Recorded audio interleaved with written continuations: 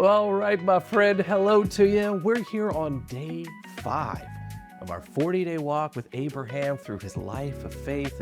And what an amazing gift to enjoy another day full of moments in God's Word, and we get to do it together. I'm loving it. I hope you are as well. Now, today, after the whole Egypt thing yesterday, Abraham circles back to a familiar place where a growing conflict leads him and Lot to make a fateful choice. Doesn't seem like much today, but it's going to be a big deal later. We're looking into Genesis 13, 1 through 9 today. I've got my reading guide open.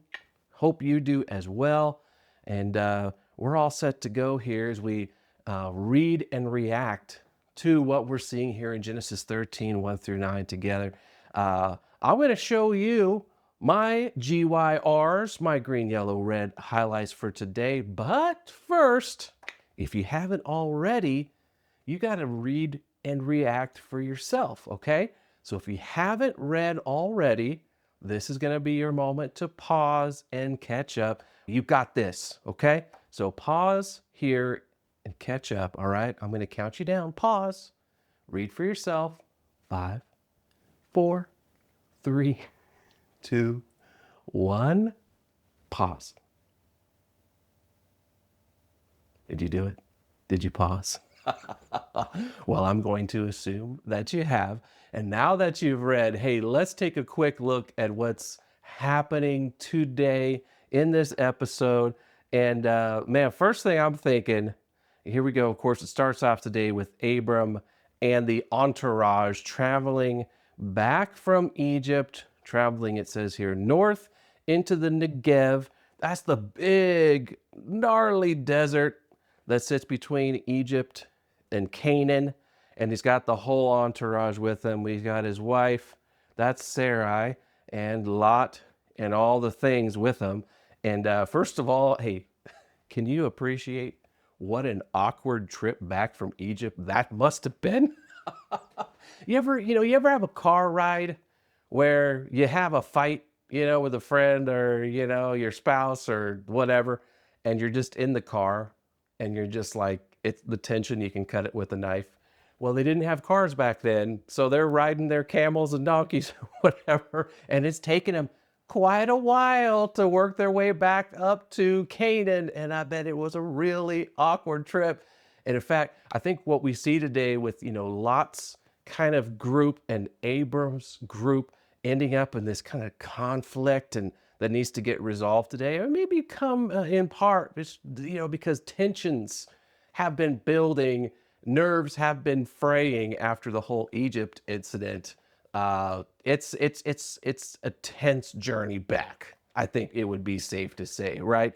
And so they do get back. Now, where they end up going is right back where they started. It says they set up camp here between Bethel and Ai.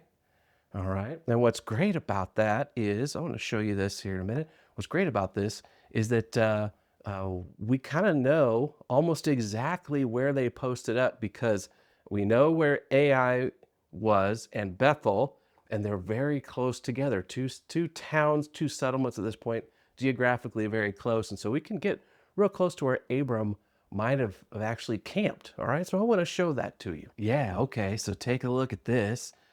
This is kind of a little aerial view, and right here, I'll doodle here for a second. This here, that's Ai.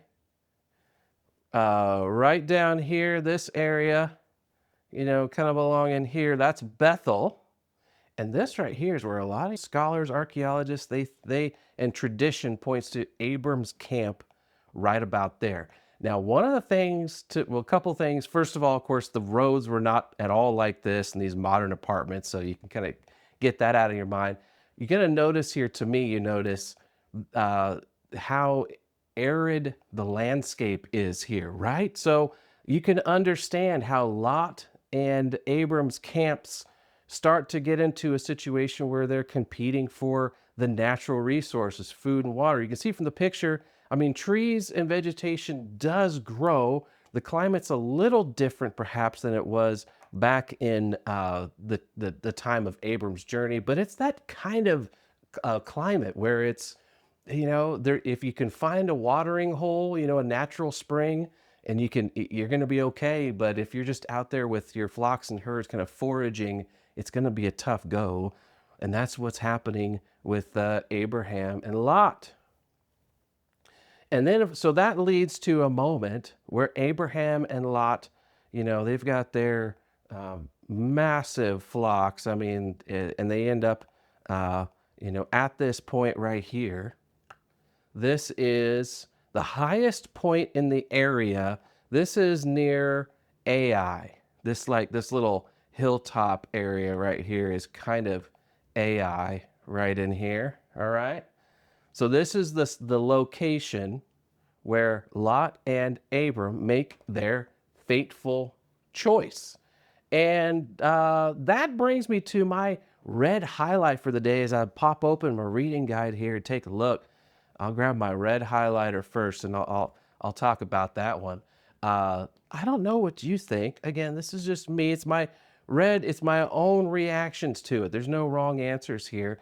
But this makes me a little uncomfortable when Abram says to Lot, "Take your choice of any section of the land you want, and we'll separate. If you want the land to the left, I'll take the land to the right." This, and I find myself thinking, wait a minute.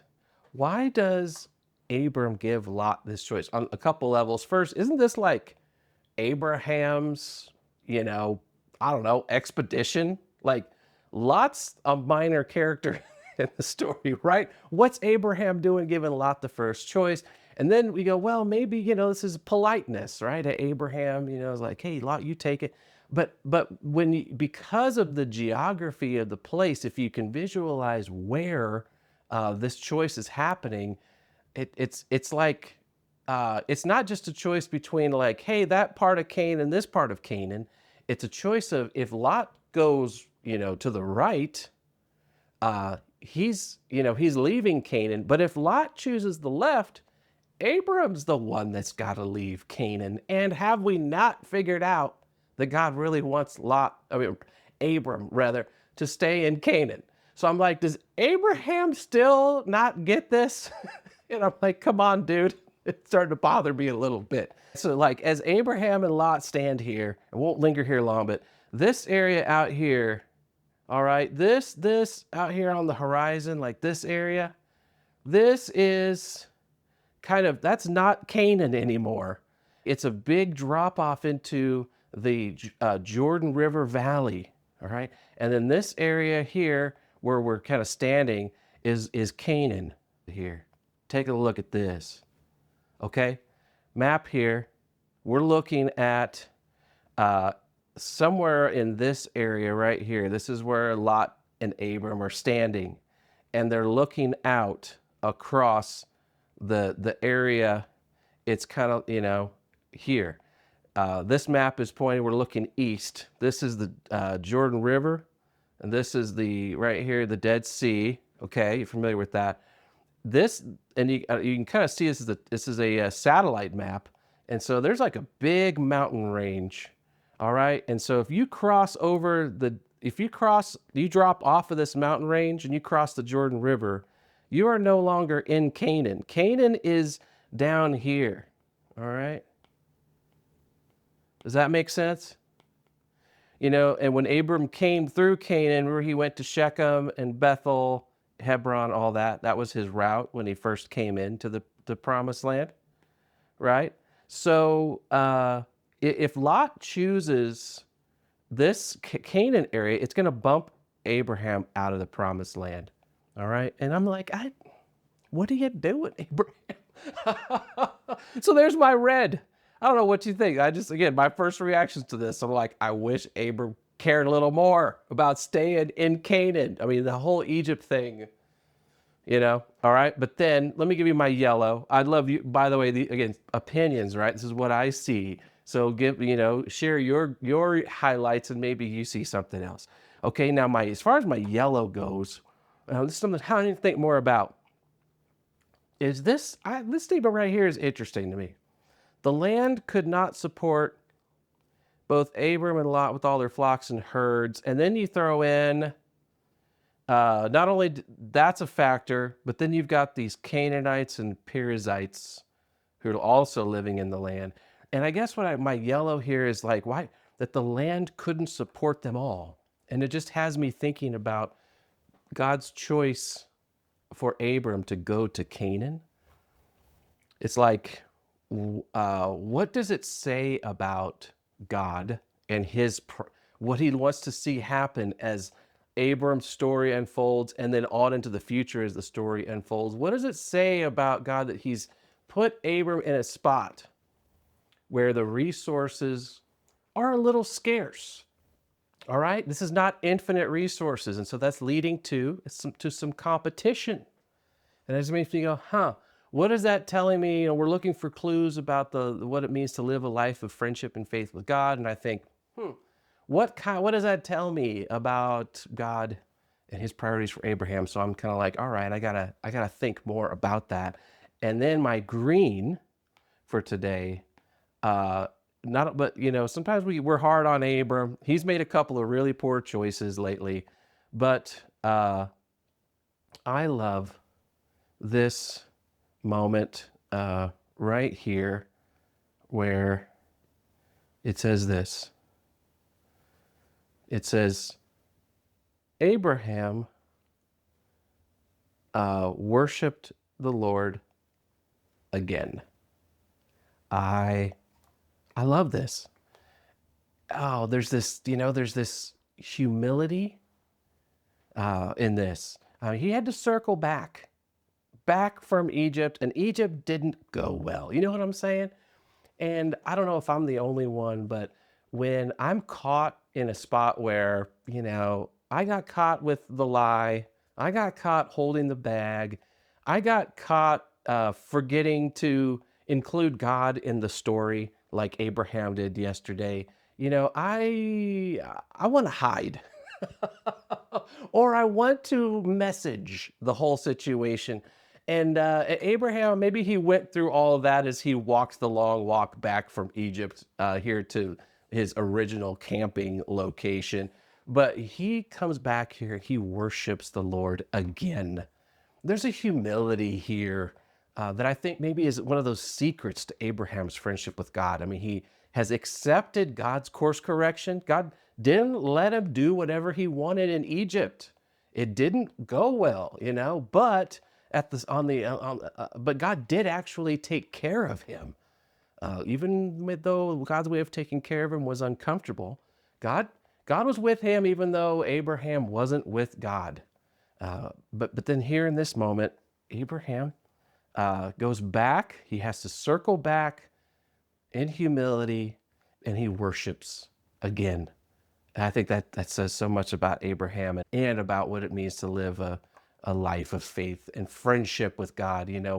What we do after God gives us direction, gives us correction, and that's really everything in our lives of faith, isn't it?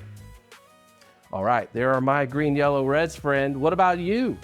Grab your green, yellow, reds, jot them down here, share them in our Facebook group, and then come back around and I'll drop in a few more reflections and response to what we're seeing in our reading guide as you dive in and take a look and reflect and respond on what we're seeing in the story today.